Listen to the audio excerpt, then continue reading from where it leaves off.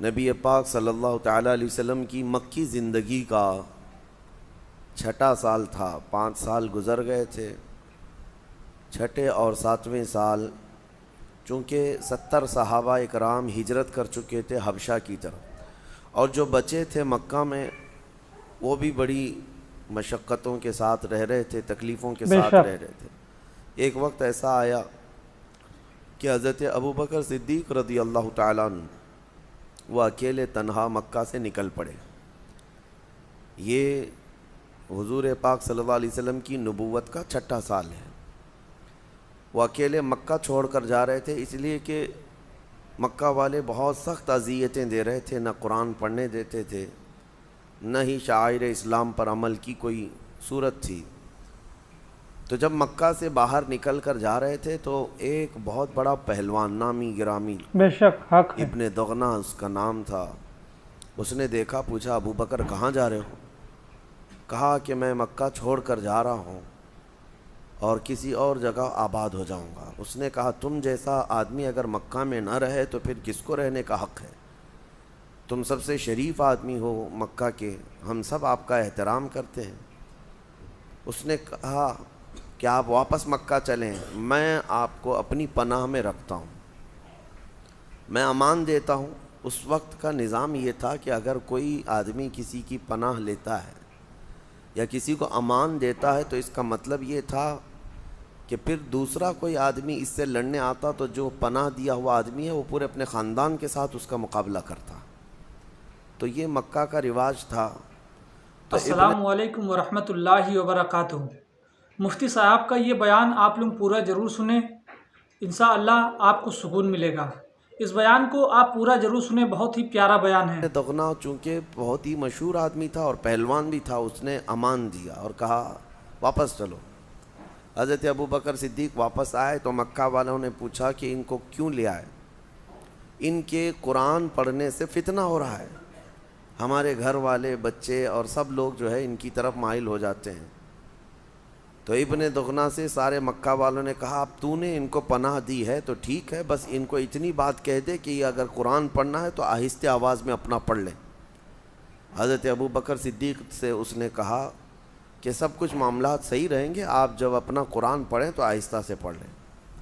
حضرت ابوبکر صدیق رضی اللہ تعالیٰ عنہ اپنے گھر کے باہر بالا خانے میں یا نیچے بیٹھتے اور جب تلاوت شروع کرتے تو تلاوت ہوتے ہوتے آواز بڑھ جاتی تھی، اور جیسے ہی آپ کی آواز بڑھتی آس پاس کے سب لوگ جمع ہو جاتے تھے وہ میٹھا کلام سننے کے لیے.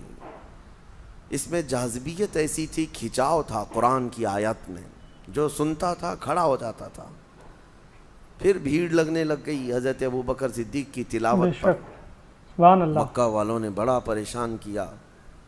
پھر حضرت ابوبکر صدیق کے متعلق ابن دغنہ سے آ کر شکایت کی کہ پھر یہ وہی کام کر رہے ہیں.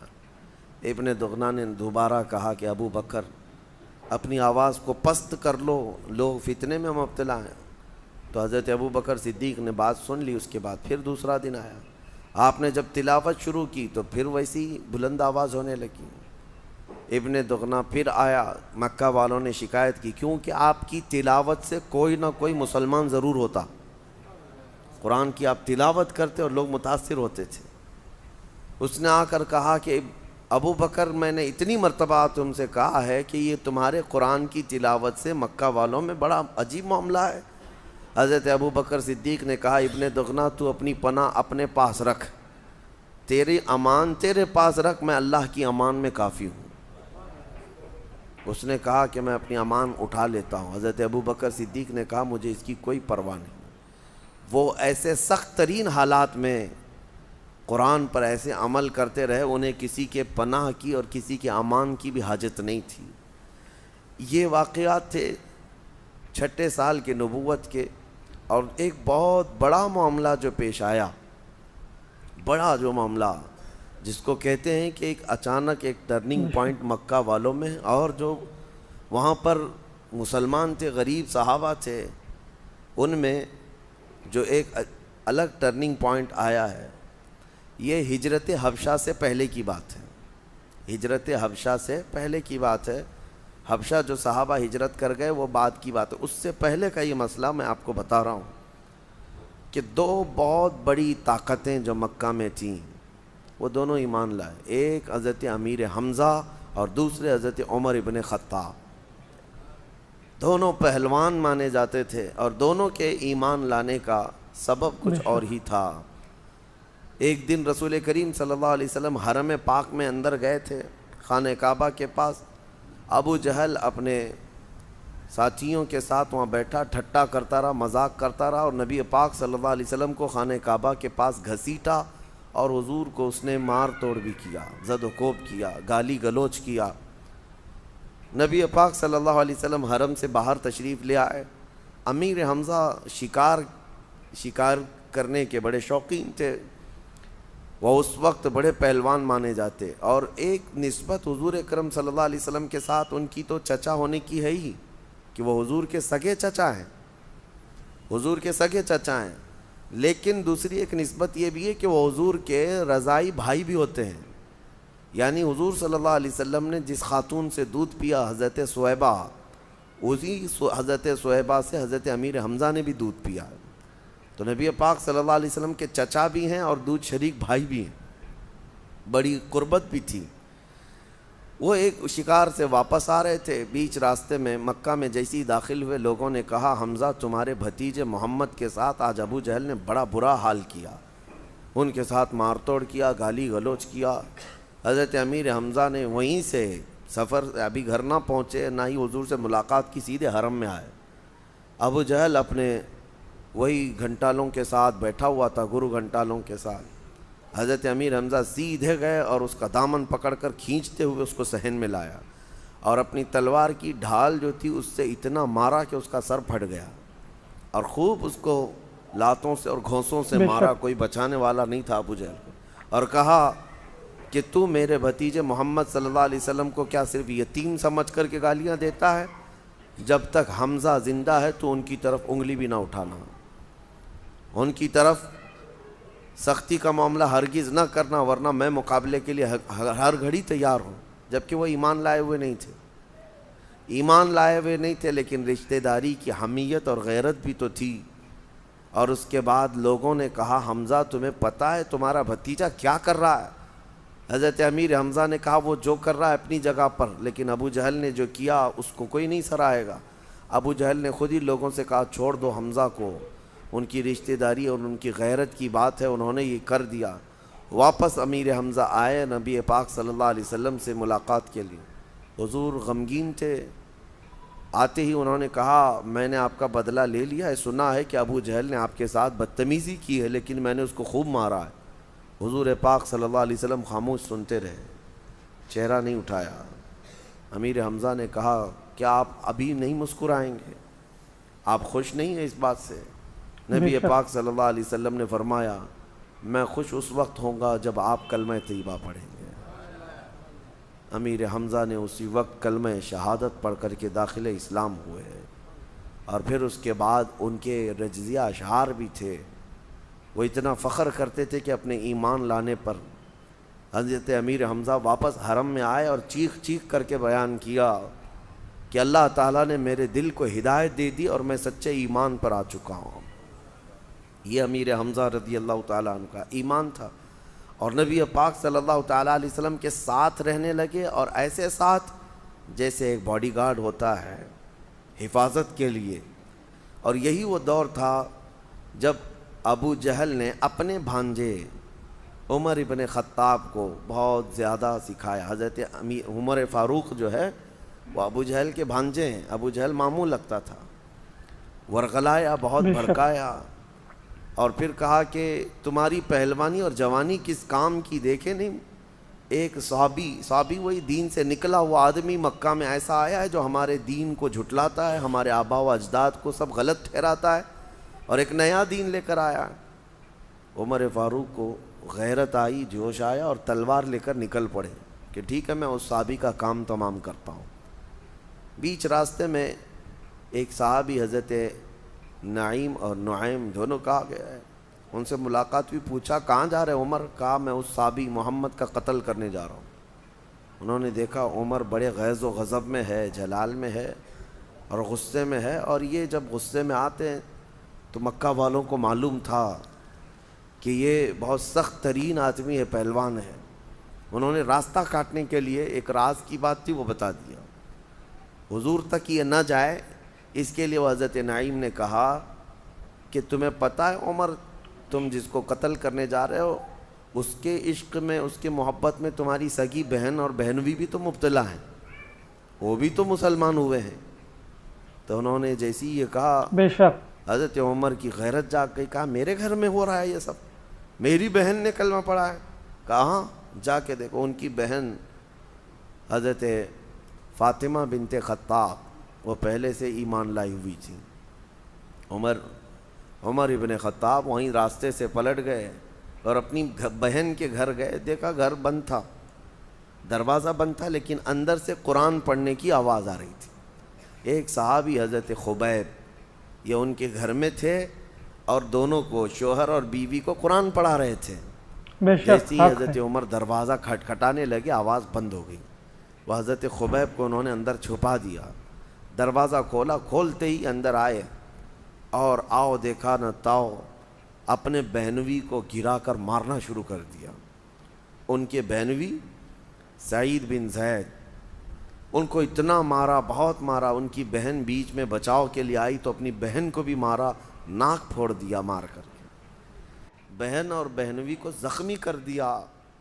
اور اس کے بعد پھر جب خود کو رحم آیا کہ میں نے اپنے بہن اور بھائی کو اتنا مارا ہے، اٹھے تھک کر کے. بعد میں پھر اپنی بہن سے پوچھتے ہیں اچھا ٹھیک ہے چھوڑ دو، جو کلام تم لوگ میرے آنے کے وقت یہاں سن رہے تھے وہ کلام سناؤ. کون سا کلام ہے؟ جیسی حضرت عمر نے یہ کہا، حضرت خبیب جو چھپے ہوئے تھے اندر وہ باہر آ گئے. کہا کہ میں سناتا ہوں. لیکن حضرت عمر کی بہن کے ایمان اور ان کی غیرت کو دیکھیں. صحابہ کا کیسا ایمان تھا. ڈر اور خوف سب ایک طرف، تکلیفیں اور مصیبتیں سب ایک طرف. بہن نے کہا آپ کو اس کلام کو سننا ہے تو آپ کو پاک ہونا پڑے گا. آپ پہلے پاک ہو جائیں، پاک ہو جائیے. اس کے بعد انہوں نے جس طرح کی پاکی تھی پاکی حاصل کی. کہا کہ مجھے سناؤ وہ کلام. تو حضرت خبیب نے پڑھنا شروع کیا سورہ طٰہٰ کی آیتیں. طٰہٰ ما انزلنا علیک القرآن لتشقى الا تذکرۃ لمن یخشیٰ. یہ آیتیں تقریباً انہوں نے کئی آیتیں پڑھی. حضرت عمر مست ہو گئے، جھومتے رہ گئے. کلام پاک کی ان آیات بینات کا اثر دل پر ہونے لگا. اور اس کے بعد کہتے ہیں میں محمد سے ملنا چاہتا ہوں. تو حضرت سعید بن زید جو بہنوئی تھے وہ حضرت خبیب ان کو لے کر کے چلے. نبی پاک صلی اللہ تعالیٰ علیہ وسلم اس وقت بھی حضرت زید بن ارقم کے گھر میں تھے اور حضرت امیر حمزہ دروازے پر پہرا دے رہے تھے. وہ پہلے ہی مان لائے ہوئے. سبحان اللہ. تو حضرت عمر تلوار لٹکائے تیزی سے آنے لگے تو امیر حمزہ نے بھی ماشاء تلوار اللہ نکالی. ماشاء اللہ. اندر سے آوازیں آنے لگ گئی کہ عمر آ رہا ہے، عمر آ رہا ہے، پتہ نہیں کیا ہونے والا ہے. تو حضرت امیر حمزہ نے چیخ کر کہا عمر آ رہا ہے، تو حمزہ بھی کھڑا ہے اور یہ کہا کہ اگر اس کی نیت اچھی ہے تو میں استقبال کروں گا اور اگر بری نیت لے کر کے آ رہا ہے تو میری تلوار سے وہ بچ کر نہیں جائے گا. امیر حمزہ دروازے پر تان کر کھڑے تھے. نبی پاک صلی اللہ علیہ وسلم اندر حجرے سے آواز لگاتے ہیں امیر حمزہ کو کہ آپ اپنی تلوار نیچی کر لیں، اس لیے کہ اللہ نے مجھے یہ حکم فرمایا کہ عمر آپ کے پاس آئے گا اور اسلام کے ساتھ آئے گا. نبی پاک صلی اللہ علیہ وسلم نے ایک دن پہلے دعا کی تھی اللہم اعز الاسلام باحد من العمرین. ابو جہل کا نام بھی عمر ہے، ابو جہل کا نام بھی عمر ہے، عمر بن ہشام. اور حضرت فاروق اعظم کا نام بھی عمر بن خطاب. حضور نے یہ دعا کی تھی کہ اے اللہ دونوں عمروں میں سے کسی ایک عمر سے اسلام کو عزت عطا فرما دے. اور حضور کی دعا یہ حضرت فاروق اعظم کے حق میں قبول ہوئی. دونوں عمروں میں سے کسی ایک عمر کے حق میں اللہ تعالیٰ اسلام کو عزت بخشا بھی. اور یقیناً حضرت عمر کے اسلام لانے کے بعد جو معاملات ہوئے، ٹرننگ پوائنٹ جس کو کہتے ہیں، امیر حضرت عمر فاروق آئے بارگاہ مصطفیٰ میں، تلوار زمین پر رکھ دی اور گھٹنے ٹیک دی اور کہا آپ جس چیز کی دعوت دیتے ہیں میں کوئی سوال نہیں کرتا، مجھے بھی اس دعوت دیں اور وہ کلمہ پڑھائیں اور اپنے غلاموں میں شامل کریں۔ یہ حضرت عمر نے جیسے ہی یہ کہا، صحابہ جو اندر بیٹھے تھے وہ تقریباً 40 کے قریب تھے، اتنی تیز آواز میں انہوں نے نعرہ لگایا تھا کہ مکہ میں گلیوں میں یہ آواز گونج گئی، سارے سن پڑے، اللہ اکبر کی آواز اتنی زور تھی۔ اور دیکھیں سب سے پہلا کام حضرت عمر کے اسلام لانے کے بعد ہوا کیا؟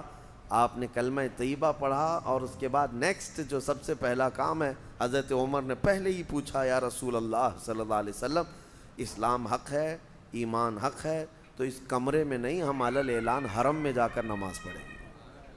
حضور اکرم صلی اللہ علیہ وسلم نے ان کی بات مان لی، کہا کہ چلو۔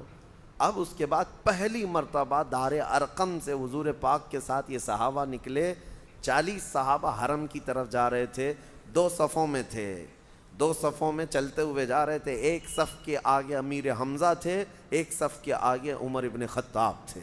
مکہ کی گلیوں سے گزرتے ہوئے حرم تک پہنچے، بہت سارے گرگٹ دیکھتے رہ گئے لیکن کوئی کچھ نہیں کر سکا، کوئی کچھ نہیں کر سکا۔